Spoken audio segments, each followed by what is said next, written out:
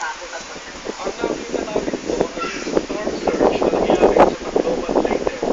Pero hindi po namin nararating yung mga unang pinagsakan ng bagyo, ang nag-iwan sa Samar, dyan sa Purong, Palawan. Pero ito po natanggap na report na matindi rin ang nangyari dyan sa Purong, Palawan at ito ang bahagi ng Kapsayaan. At abangan po ninyo lahat po ng mga video na yan ay amin pong dadalhin sa inyo kapag ito po'y nakakarating sa amin. Samantala, ano din sinabi ng si Jack Batallones, tuloy na matalaga ang pagtuloy ng panahon.